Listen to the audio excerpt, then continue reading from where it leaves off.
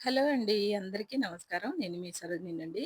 స్వామివారికైతే పూజంతా అయిపోయిన తర్వాత ఇలా 4 అక్షింతలు వేసుకుంటున్నానండి స్వామివారి పాదాల వద్ద. ఎందుకంటే స్వామివారిని అలంకరించేటప్పుడే పాదాలు ముయ్యనండి నేను. ఆ పాదాల వద్ద మనం 4 అక్షింతలు వేసుకొని మన బాధనైతే చెప్పుకోవాలండి.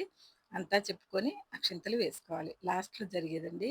ఈ దీపం గురించి చెప్తానండి. గంధం దీపం పెట్టుకున్నాను.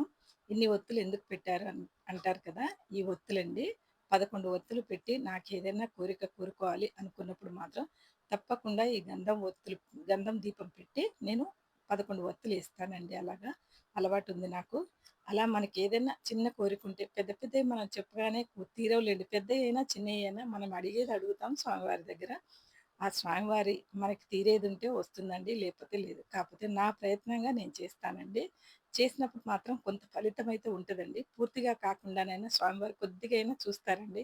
ఆ కొద్దిగా తీరినా చాలు కదండీ! దుఃఖం ఎక్కువున్నప్పుడు పెట్టుకున్నప్పుడు దుఃఖం కాస్త తగ్గించినా చాలు కదా స్వామివారు అని నేను నమ్మకంతో ఈ దీపాన్ని పెడతానండి.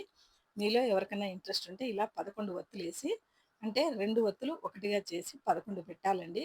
అలాగే మనం పెట్టేసి తులసి మాలతో స్వామివారిని పూలతో చక్కగా అలంకరించి పానకము, వడపప్పు, బెల్లం పెట్టాలండి.